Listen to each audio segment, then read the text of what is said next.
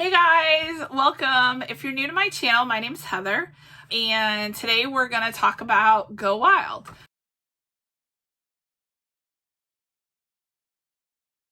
This is Go Wild Part 2. Technically it's Part 3.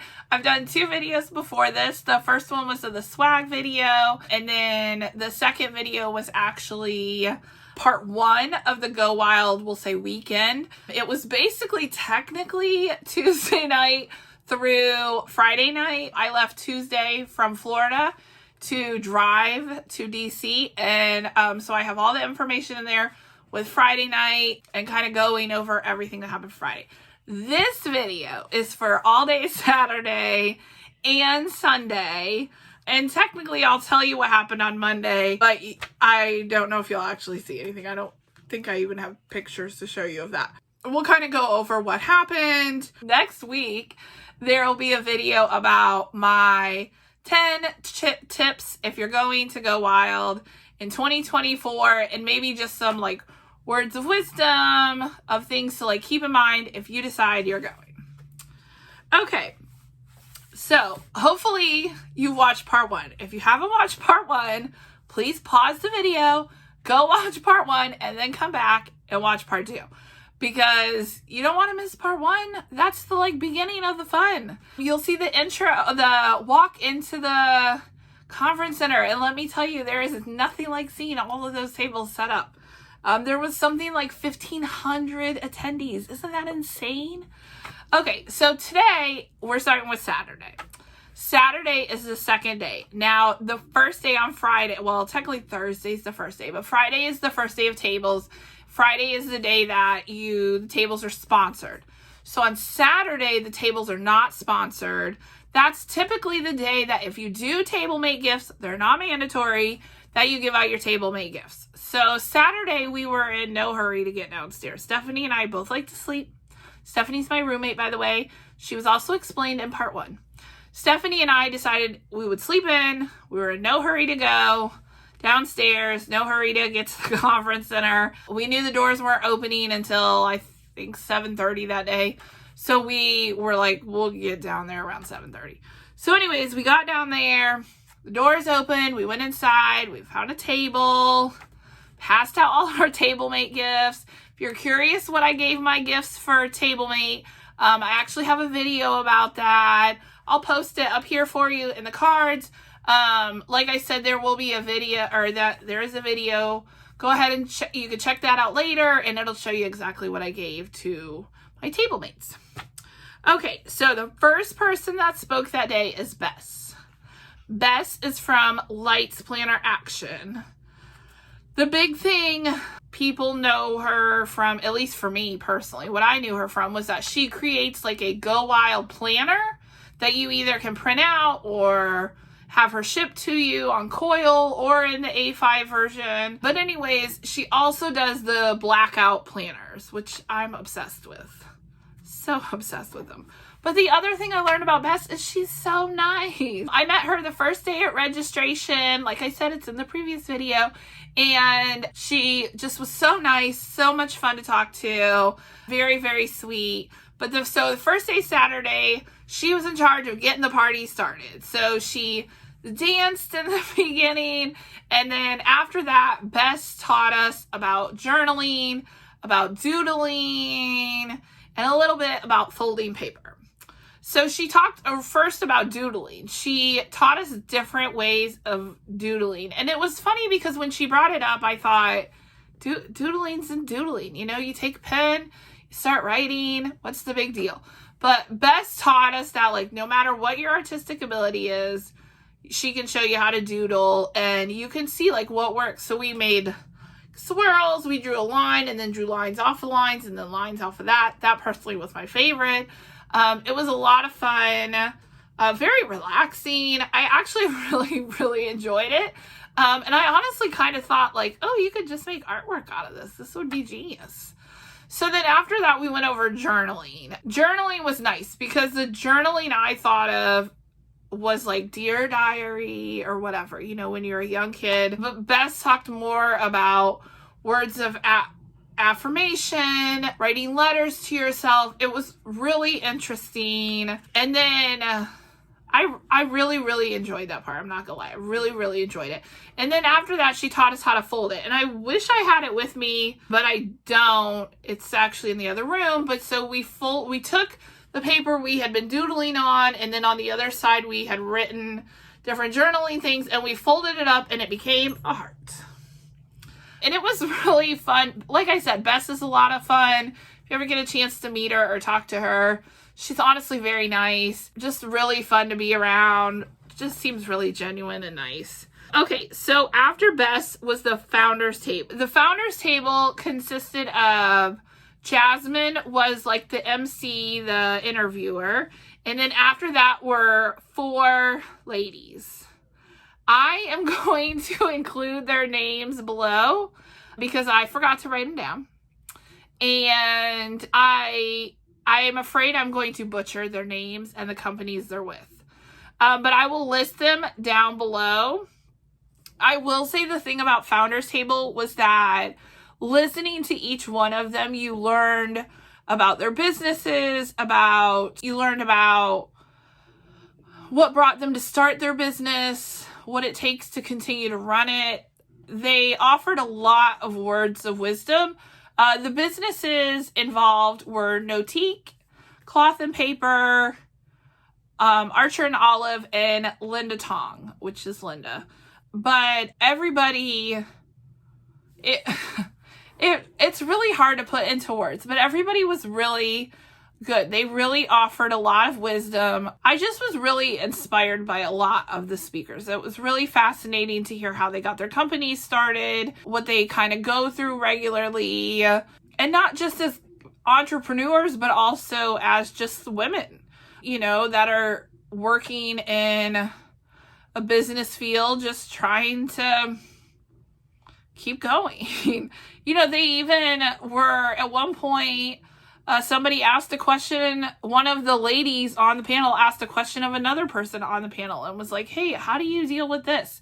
I love that. I love the whole camaraderie, how they talked about not stepping on each other's toes per se in business or trying to steal other people's ideas.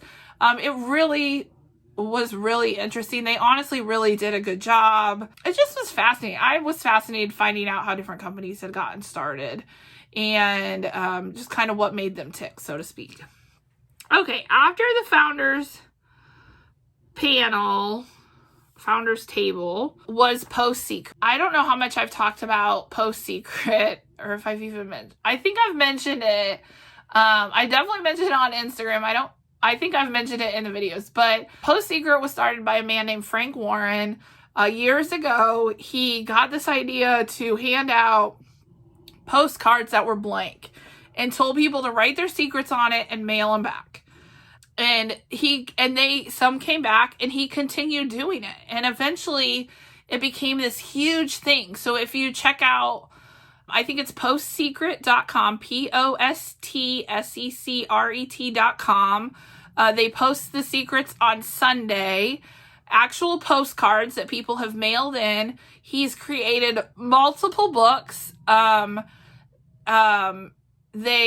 of the postcards are in the Smithsonian, I was told. He just really, really fascinating. So they had sent out postcards to all of the attendees of of Go Wild, and they had said you could mail in your secret, and there were lots of secrets mailed in. People were offered to make their own postcard while they attended there and put it up. So they basically had a wall. I'm going to show you some pictures of it.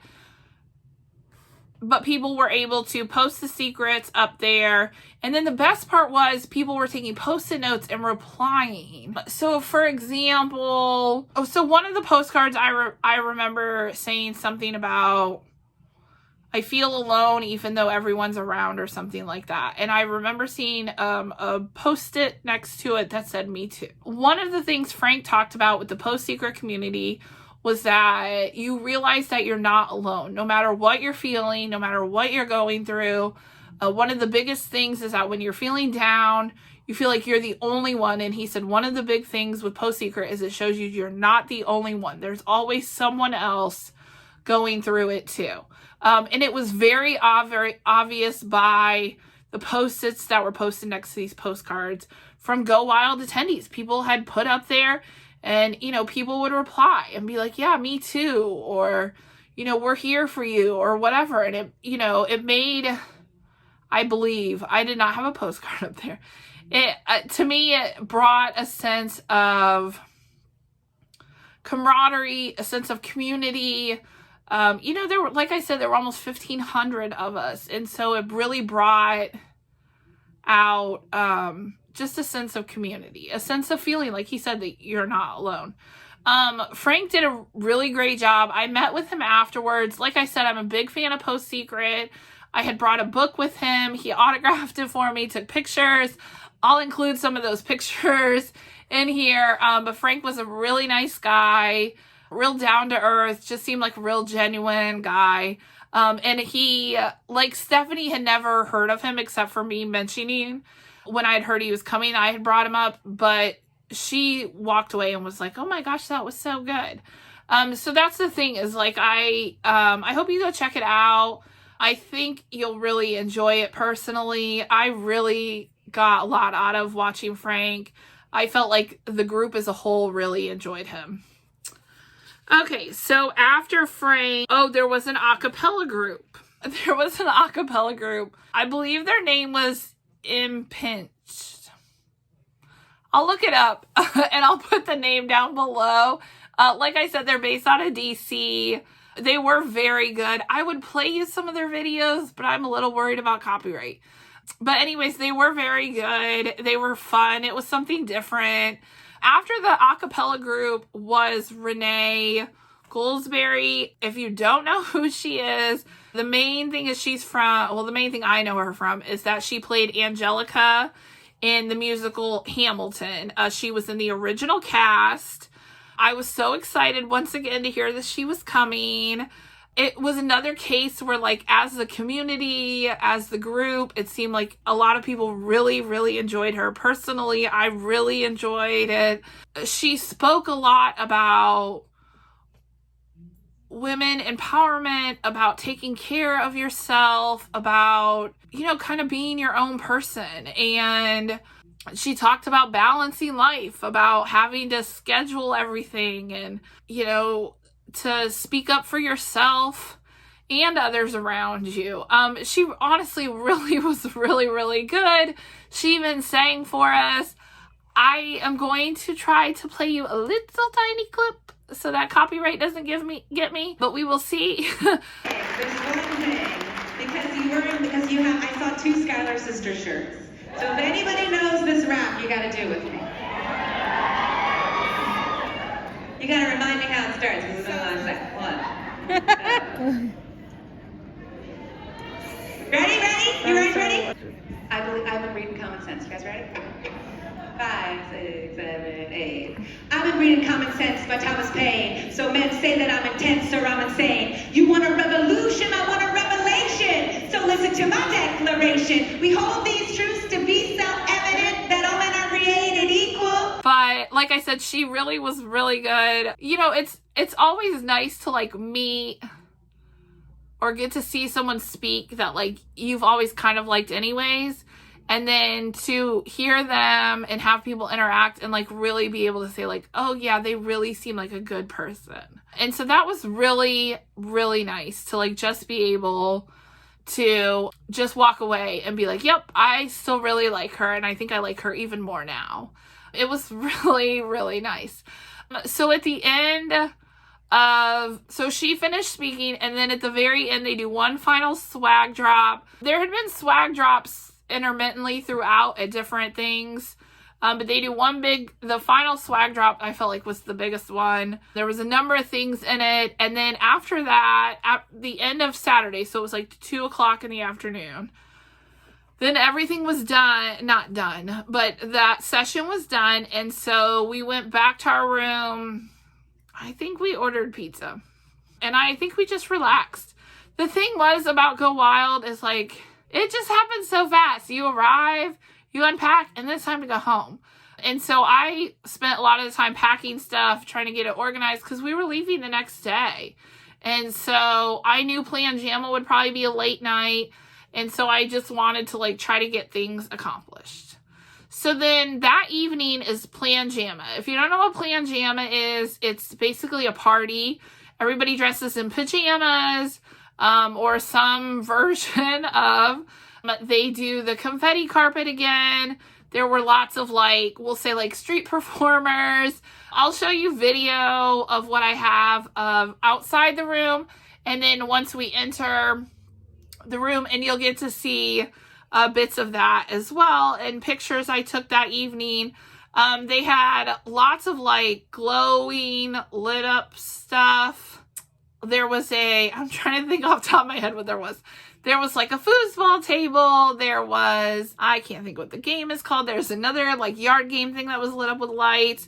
There's a huge dance floor, lots of food, lots of music, of course. It's open bar. And then we got to meet different people. It really was a good time. It was pretty loud, but it really was fun. Stephanie and I sat at this one table at one point. We were talking to this group at the table. And I really, really enjoyed talking to them. Met somebody who's a Harry Potter fan like me. It just was really nice. We ran into Erin, who used to be Lily Henry and now is 605 Vibes. But anyways, yeah, that was a lot of fun. Like I said, I'll include the videos and some pictures so you can see everything.